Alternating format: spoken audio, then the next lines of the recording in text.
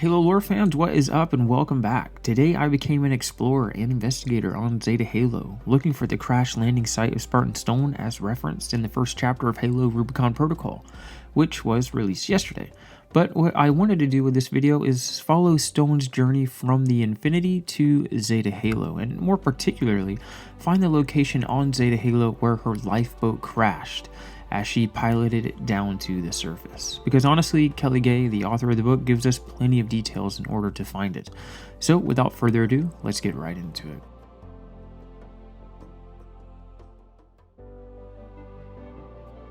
So, in case you didn't know, 343 released the first chapter of Kelly Gay's upcoming book, Rubicon Protocol, and full disclosure, Kelly Gay is one of my all-time, absolutely favorite authors in the Halo community. Her attention to detail and ability to explain lore from all over the Halo universe is nothing short of spectacular, and it's her attention to detail that brings me to this video today. During her description of the attack on the UNSC Infinity, as seen in the opening scene of Halo Infinite, she does so through the lens of one of the Spartans aboard the Infinity, Spartan Stone. And I wanted to find her crashed lifeboat in the actual game, Halo Infinite. But if you missed my full breakdown of the first chapter of the book, please go check that link out below in the description. So, what does Spartan Stone say about where her lifeboat crash landed? Well, as I go through this list, I'll show you where on Zeta Halo I believe it is according to the details of the book. First off, we are told that her lifeboat was an SKT-29 Bumblebee, a variant of the Bumblebee we see in Halo Combat Evolved. So we aren't looking for a Pelican or anything, but a small lifeboat. I did find some lifeboats, but none of them seem to match up with the description of the terrain makeup where she lands with her team of Marines in the actual game, and I'll get into that now. For the first bit of terrain criteria, the lifeboat must be on a boulder-strewn ledge with several meters of destroyed terrain of the ground from the velocity of the crash. I believe that I have found that here. Believe it or not all lifeboat areas have this scarring of the earth behind it in the game. It also must be near where the Banished would be located themselves, because Stone says there are signs of heavy fighting nearby, but not in her direct vicinity. This Banished outpost here and Scorched Earth seen here seem to be perfect candidates for this description.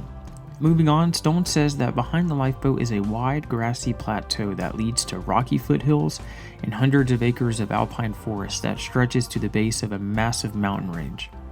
As you can see, here is the grassy plateau right behind the crash site, and this leads directly to these rocky foothills. The description also says that the plateau and foothills leads to hundreds of acres of alpine forest, but as we can see here, the ring is now broken up, so I imagine this unplayable area here is the site of the forest that Stone talks about, because as it says in the books, it leads to a massive mountain range, seen here.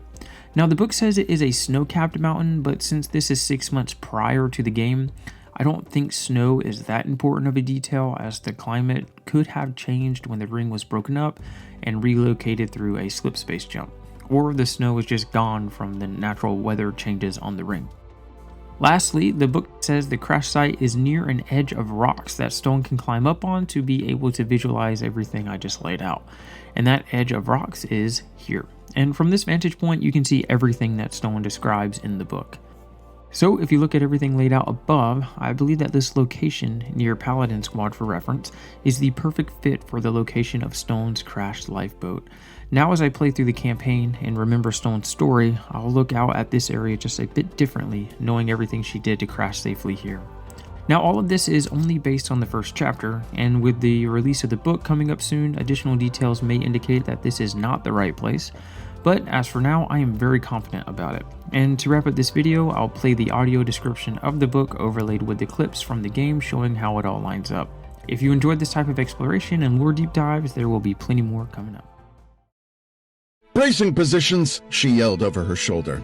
"Landfall on the ring in 5 seconds." The lifeboat slammed into the ground at a steep angle with an ear-splitting boom. As the crashed lifeboat cut a vicious path through the earth, it shook so hard that even with her Spartan augmentations, it was difficult to focus or do anything but hold on to the harness. The lifeboat rapidly slowed, finally coming to a stop. She left the lifeboat, making sure everyone was out before heading to the edge of the rocks to get a visual on their surroundings. Behind them, A wide grassy plateau led to rocky foothills, with hundreds of acres of high alpine forest that stretched right up to the base of a massive snow-capped mountain range. No targets in the direct vicinity. But she knew that wouldn't last for long. The area just beyond the boulder-strewn ledge was lit up with signs of heavy fighting.